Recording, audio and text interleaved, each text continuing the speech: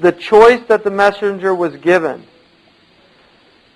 was the choice, and he actually went to the masjid and said, he used an analogy of a slave. He mentioned a slave is given a choice by God to remain in this world with immortality or to be with Allah subhanahu wa ta'ala, and he chose Allah.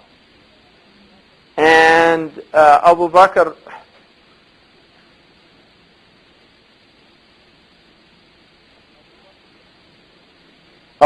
immediately began to weep because he was the only person that understood.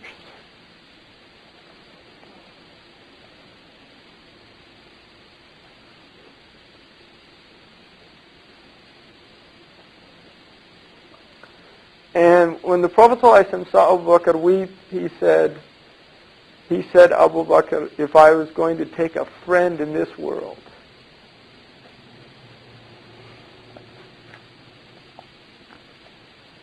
it would have been Abu Bakr. But we have a brotherhood. You know, we're إِنَّمَا الْمُؤْمِنُونَ إِخْوَةٌ. He's a brother like all of the others.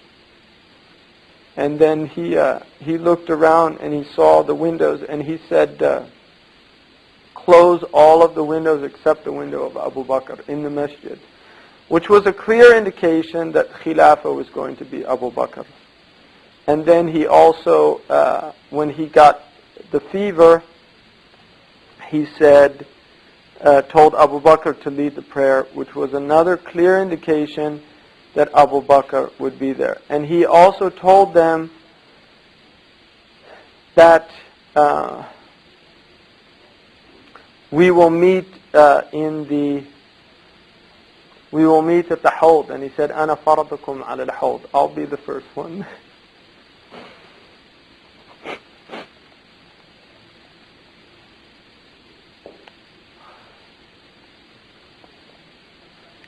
And then he went back to, and he said, has a prophet ever lived before me? And Allah has sent me, did He send me that I should live eternally amongst you? I am going back to my Lord, and you will all go back to your Lord. And so take care of the muhajirin, those first ones who made hijrah, and muhajirin, be good amongst each other. And then he quoted the ayah, وَالْعَصْرِ إِنَّ الْإِنسَانَ لَفِي خُسْرٍ إِلَّا الَّذِينَ آمَنُوا وَعَمِلُوا الصَّالِحَاتِ وَتَوَاصَوْا بِالْحَقِّ وَتَوَاصَوْا بِالصَّبْرِ, which is why Ahmad ibn Hanbal also, radiyallahu anhu, said, had only this been revealed in the entire Qur'an, it would be enough for us. Just those ayahs. And then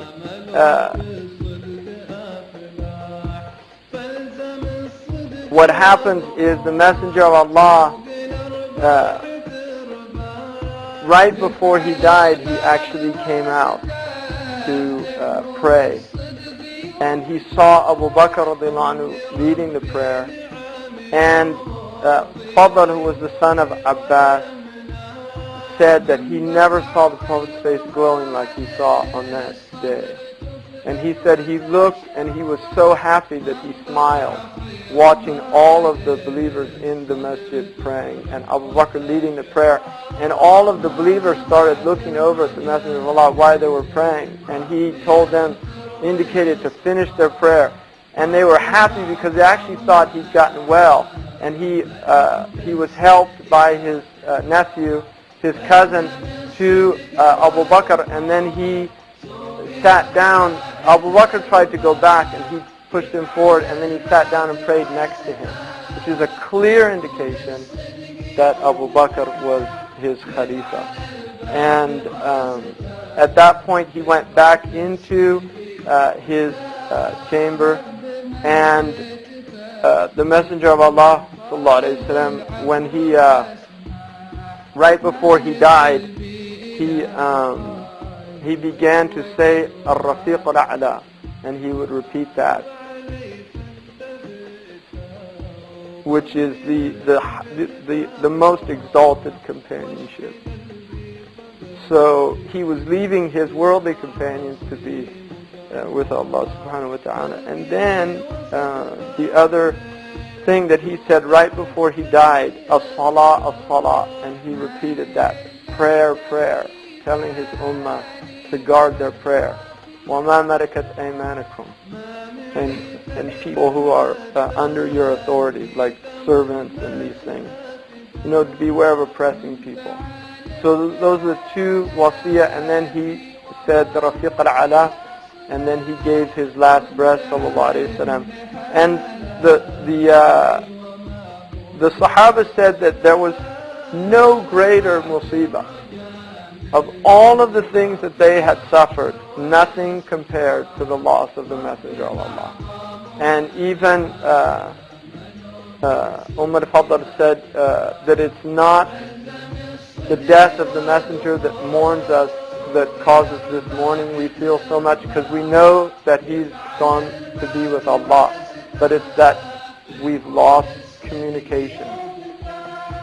So the divine guidance stopped.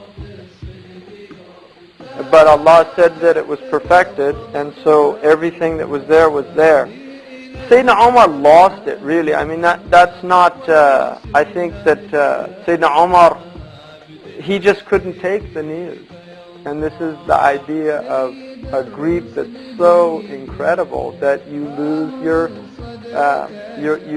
mind. He lost his mind, and he started swearing that he would kill anybody that said the Messenger of Allah. Now, Abu Bakr had a wife outside of Medina who he was actually visiting, and he got the news, and he immediately came, and he went to the room of Aisha, and he came in, and the Prophet ﷺ was there, and he pulled off the cloth, and he looked at the Prophet, and he assessed that he was indeed dead, and he said,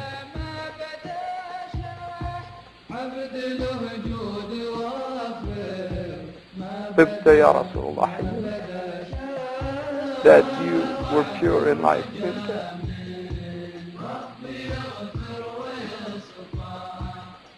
And then when he had determined that he was indeed dead, he then went out and he told the people, he got up and he praised Allah subhanahu wa ta'ala, and then he said to them, ألا من كان يعبد محمدا فإن محمدا قد مات ومن كان يعبد الله فإن الله حي لا يموت.